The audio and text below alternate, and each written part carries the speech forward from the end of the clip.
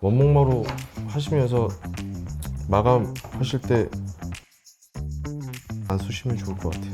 요즘은 많이 안 쓰죠. 왜냐면 그거 자체가 또 벽과 만나는데 또 다른 이질감을 주다 보니까. 처음에 작업할 때 얘기해 주세요. 안 쏟고 오라고. 요거는 꼭. 안녕하세요. 컬처얼트 임용훈입니다. 예, 오늘은 원목마루에 대해서 이야기하려고 하고요. 원목마루에 대해서 국내에서 유통하고 뭐 시공도 하시고 하는 PHN에 찾아왔습니다. 소개 한번 해주시죠. 네, 안녕하십니까. 수입 원목마루를 하고 있는 PHN의 박상호입니다. 반갑습니다. 마루에 대해서 한번 소개해 주시죠. 마루의 종류와 이런 거에 대해서 전체적으로. 네, 네. 저는 이제 원목마루를 이제 메인으로 하고 있지만 이제 간략하게 이제 분류를 해서 한다 그러면 뭐 여기 샘플 있지만 강화마루, 그 다음에 강마루, 그리고 원목마루에서도 뭐 중국산, 그 다음에 동유럽 쪽에서 만드는 것들, 아니면 이제 서유럽, 이태리나 이쪽에서 만드는 것들을 구분할 수 있고요. 이제 강화마루 같은 경우나 아니면 이런 이제 강마루는 위에 원목이 아니라 이제 필름지에 목재의 텍스처를 이제 가미를 해서 그거를 접합을 해서 만드는 제품이고, 또 그 중에서도 강화마루는 아무래도 상공간 쪽, 뭐 체육관, 피트니스라든지 호텔 이런 쪽으로 많이 사용이 되고 있고, 대다수의 아파트의 기본 마감재로 들어가는 제품이라고 보면 될 것 같고요. 그 외에 이제 그것보다 조금 더 상위에 있는 것들이 이제 단판에 이렇게 보시면 원목마루와 밑에 여러 겹의 레이어로 되어 있는, 이제 기술적인 걸로는 엔지니어드 플로링이라고 하는데, 그런 것들을 해서 이거를 이제 원목마루라고 합니다. 그렇게 해서 나눠지고 있습니다. 일단 뭐 일반적인 주택 주거 공간에 있는 거는 강마루가 많이 시공되는 거는 일단 금액적인 이슈가 있는 거일 것 같고요. 맞습니다. 근데 사실 뭐 잘 보이실지 모르겠지만 이렇게 딱 봤을 때 그렇게 뭐 별 차이는 없어 보이고, 하지만 이제 우리가 실질적으로 우리 집에다 깔아놓고 발로 했을 때는 좀 차이가 나니까. 근데 공교롭게도 지금 있는 강마루는 강마루 중에서도 좀 상위 버전인 거예요. 왜냐면 기존에 있던 강마루 아파트에서 보시는 것들은 폭도 조금 좁고 표면도 그냥 매끈매끈해서 반짝반짝하다 보니까 조금 이런 표면에서 나오는 질감에 대해서 좀 만족도가 조금은 원목마루에 비해서 좀 떨어지는데, 얘는 그래도 원목 질감이 나게 이제 만들어 놓은 조금 상향된 업그레이드된 이제 강마루다 보니까 대표님 보시기에도 좀 더 좋아 뭐 보이고. 예전에 많이 보던 강마루도 약간 이런 반짝반짝거리는 맞아요. 강마루들이 많았죠. 네. 사실. 그래서 우리가 쓰는 이유 중에 하나가 찍힘에 강하고, 맞아요. 뭔가 오염에 강하고, 그리고 가장 큰 건 금액에 대한 이슈가 있었고. 네. 그런데 요즘에는 되게 퀄리티가 좋지만, 솔직히 우리 집에 뭔가 아이템을 하나 투자한다 그러면 원목마루를 한번 하는 게 맞다고 생각하고 실질적으로 했었었고, 강마루와 가장 근사치에 있는 금액대에 있는 것들을 골라서 하면 좋지 않겠나. 뭐 같은 맥락일 수도 있는데, 원목마루를 사실은 우리나라가 쓸 때 예전에는 뭐 장판, 데코타일부터 해가지고 그 다음 예전에는 합판마루, 강마루 이렇게 올라오다 보니까 원목마루에 대한 경험이 적다 보니까 우리 흔히들 뭐 어떤 제품이나 어떤 분야를 할 때 엔트리급을 먼저 하는 것처럼, 말씀하신 것처럼 좀 더 뭐 폭이 좁거나 두께가 얇아서 좀 이제 접근성이 좀 쉬운 것부터 시작을 하는 게 낫지 않나라고 생각은 돼요, 사실은. 왜냐면 처음부터 했으면 이게 바닥 면적으로 아주 처음부터 고가를 하면 통상적으로 가지고 있는 공사의 예산에서 벗어나는 경우가 많다 보니까 거기에서 절충할 수 있는 그거에서도 좀 가성비로 좀 괜찮은 거. 그렇죠. 그래서 목재를 느낄 수 있게 먼저 한 다음에 더 고급으로 가는 것도 나쁘진 않다. 원목 마루에 대한 특성은 있어요. 근데 그런 것들을 조금 이해를 하고 쓰셔야 되는데, 그런 거에 대해서 미리 사전에 아셔야 되는 부분들이 있어서, 그러니까 이색이나 너무 많죠. 네. 이색, 옹이. 사용하다 보면 이제 색깔이 변하거나 이런 것들이 있는데, 그런 부분에 대해서 좀 약간 컴플레인이나 이런 것들이 있죠. 그러니까 대리석도 마찬가지고 이제 천연 재료이기 때문에 분명히 색깔은 달라요. 그래서 뭐 시공하면서 너무 이색 짓는 것들은 이제 빼긴 하는데, 100% 똑같은 컬러로 시공은 어려운 거죠. 그리고 아까 설명드렸던 것처럼 강마루보다 이게 진짜 원목이기 때문에 물러요. 애들 있는 집은 그냥 안 쓰시는 게 나을 수도 있어요. 애들 막 장난감 막 긁고 막 이래서 스크래치 나고 찍혔다고 애들한테 뭐라고 하시는 분들이 있을 것 같으니까. 근데 어차피 뭐 보수는 되는데 그러면 또 뭐 보수 업체 불러서 따로 하셔야 되고 하는 부분들이 있으니까 그런 게 어떻게 보면 또 원목마루의 특성이다.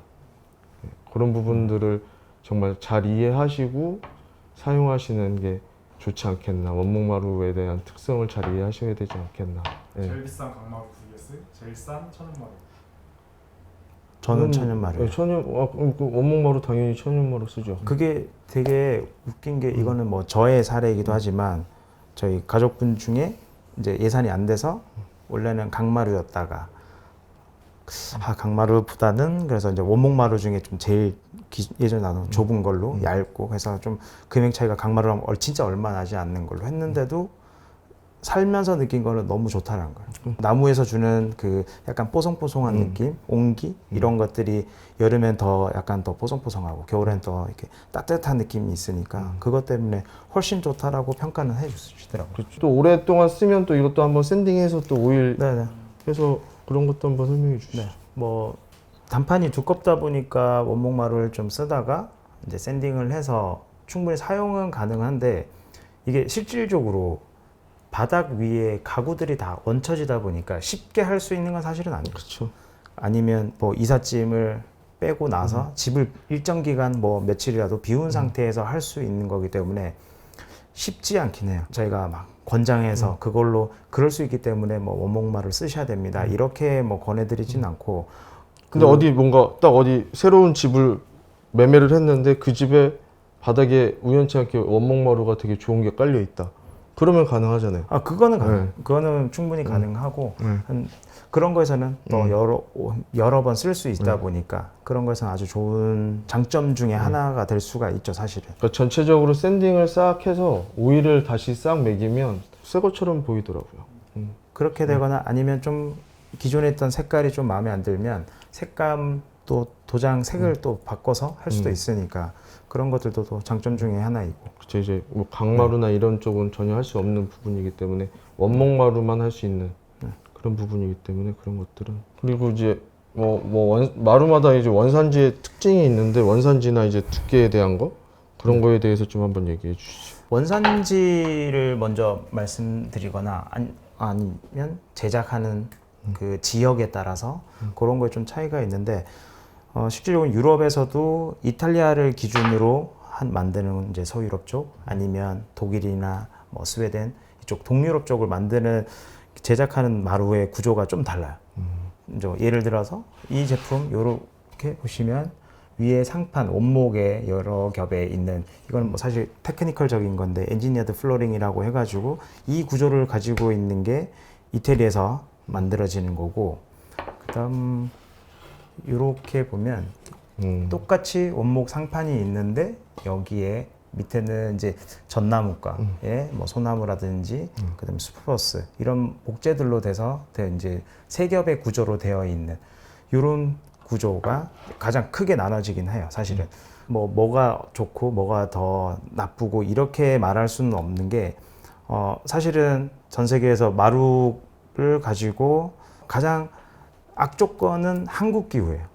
여름에는 지금처럼 엄청 습하고 겨울에는 또 엄청 건조한데 또 바닥에서는 언더히팅이 있으니까 열은 직접적으로 계속 와주니까 이 목재가 어차피 자연에서 가져오는 자연물이다 보니까 수축했다가 팽창했다가 하면서 움직이다 보니까 갈라지는데 공교롭게도 우리는 또 주거 방식이 또 맨발로 다니는 또 자식이다 보니까 발에 긁힐 수도 있고 터지거나 하면 앉았다가 손에 뭐 가시가 박힐 수도 있고 그런 것들 때문에 마루가 만들어지는 구조가 좀 안정한지 그냥 있는 그대로 말씀드리면 이 엔지니어드 구조가 사실 한국에 더 안전하긴 해요. 왜냐하면 이 밑에 있는 합판들이 여러 겹으로 이렇게 직각으로 마주돼서 접합이 되니까 목재가 수축 팽창하는 것을 안전하게 잡아주는데 이 제품 같은 경우는 상판의 목재보다 이 밑에서 안전하게 목재가 수축 팽창하는 걸 잡아주는 거를 할 수 있는 힘이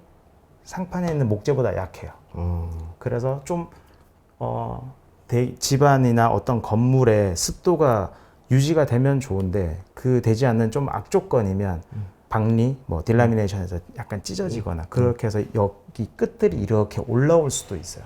그런 것들이 예민하시거나 아니면 아기들, 애들 뭐 이렇게 기어다니거나 뭐 그냥 아무 생각 없이 이렇게 눕거나 할 때도 탁탁 걸릴 수도 있고 하니까 그런 게 좀 위험한 요소 중에 하나이죠, 사실. 불안한 요소인 거죠. 절대 제품이 나쁘다는 건 아닙니다. 환경 때문에 그런 거니까. 네네.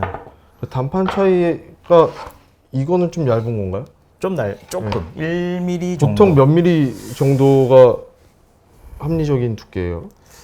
합리적이라기보다는 이것도 우리나라 이제 주거 방식이랑 이제 조금 연관되는 거기도 한데 예전에는 단판이 되게 두꺼웠어요. 뭐 3mm, 4mm, 5mm, 6mm 막 이렇게도 나와서 전체 두께가 어떤 거는 20mm가 전체 넘는 것도 있고 했었는데 그게 실질적으로 또 난방비랑도 연관이 되는 거예요.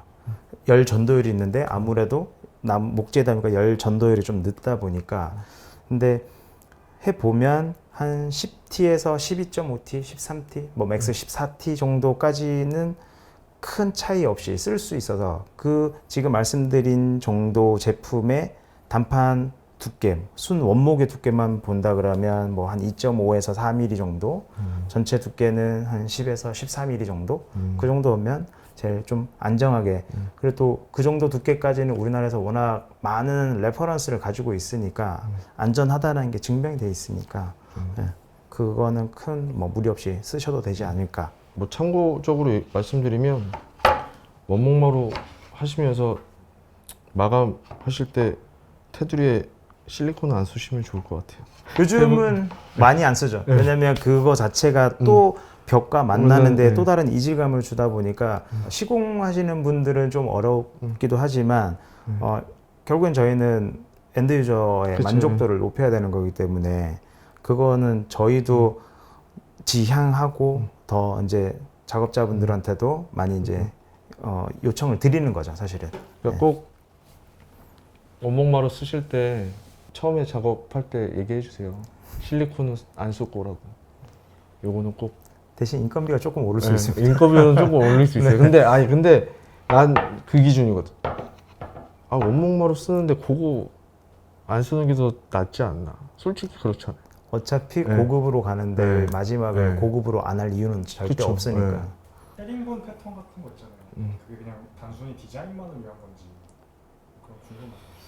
기능적인 것보다는 거의 100% 디자인에 가깝고 집 전체가 가지고 있는 분위기가 뭐 클래식하다던가 그런 거에 따라서 뭐 헤링본이 될 수도 있고 쉐브론이 될 수도 있고 또 요즘 뭐 한옥집 같은 전원주택에는 한식 패턴으로 깔 수 있고 네, 그거는 기능적인 것보다는 디자인적인 디자인적인. 요소가 훨씬 더 큰. 네. 근데 요즘엔 또 헤링본이나 잘 안 하더라고요. 요즘은 대다수 다 좀 넓은 넓은 것. 광폭. 예전에는 뭐 12.5cm 뭐 이렇게 하다가 요즘은 19cm 뭐 지금 보시면 이거는 39cm 뭐 이렇게 해서 어마어마하게 넓은 그렇죠. 걸로 하는 걸 좀 더 선호하다 다시 또 좁은 걸로 다시 돌아올 수도 있지만 네. 어쨌든. 현재 시점으로 봐서는 좀 더 지금 다 거의 19cm의 원목마루들 많이 선호하긴 하세요. 폭도 넓은 게 비싼가요? 아무래도 네. 그렇죠. 왜냐하면 그게 이만한 사이즈의 목재가 나오려고 그러면 최소한 200년 된 수령이 200년 된 나무에서 잘라서 해야 되는데 200년 된 나무에 이걸 하나를 곱게 자르면 통나무에서 나올 수 있는 목재가 그렇게 많지가 않아요. 판재가. 그러다 보니까 금액은 점점점 비쌀 수밖에 없죠. 네. 그러면 혹시 이거를 마루에만 까나요? 이렇게 벽에다도 막 하고 혹은 저막 문짝에다 목재 많이 바르고 막 이렇게 네. 그렇게도들 사용을 하시나요? 실질적으로 뭐 마루기 때문에 바닥에도 하지만 여기도 보시면 벽에다가도 한 것도 다 마루예요. 잘 아시겠지만 인테리어의 마감재에 대한 디자이너들의 고민들이 워낙 많다 보니까 이거를 여기 같이 썼을 때 뭐 저희가 했던 것 중에서는 바닥, 벽, 천정, 문, 가구까지 전체 다 저희가 마루로 해본 적도 있고 그렇게 했을 때 그런 똑같은 소재가 주는 통일감이라든지 안정감 때문에 그렇게 하는 케이스들도 많이 있어요. 네. 그리고 아트월로 요즘 워낙 마루들이 패턴이 다양해지니까 그걸 아트월로 쓰시는 분들도 있고. 그렇죠. 네. 네, 오늘 마루에 대해서 좀 이야기를 나눴고요. 그냥 뭐 제 의견, 개인적인 의견은 그렇습니다. 원목마루 하셔라. 돈 들여서. 네, 네, 실리콘 쏘지 마시고 원목마루 하시고, 뭐 사실 이러다 보면 이것도 돈 들이고 저것도 돈 들이고 하면 전체적인 비용이 올라가긴 하겠지만 1, 2년 살 집 아니면 어느 정도는 좀 하는 게 맞지 않겠나 생각되고요. 오늘 나오셨는데 소감 한마디 해주시죠. 네, 뭐 이런 거 경험한 적이 없어서 조금 얼떨떨한데 뭐 원목마루를 하고 있는 입장으로서 말씀드리자면 마루는 사실은 되게 집에서 확 튀는 아이템은 아니에요. 사실은 그냥 바탕으로서의 역할이고 가장 안정감을 주는 아이템인데, 반대로 또 이걸 해놓으면 아까 말씀하신 것처럼 전혀 바꾸기가 정말 어려운 아이템이다 보니, 그리고 우리가 바닥을 밟지 않고는 어떻게든 어디든 다닐 수가 없는 거기 때문에 기왕이면 좀 더 좀 몸에 온기를 줄 수 있고 편안하고, 그리고 뭐 아까 단점으로 얘기하신 것 중에 아이들이 있을 때 던져가지고 뭔가 찍히거나 훼손이 될 수도 있지만, 반대로 아이들이 넘어졌을 때는 또 덜 다치는 그렇죠. 네, 맞아요. 역할은 타일보다는, 있거든요. 네네.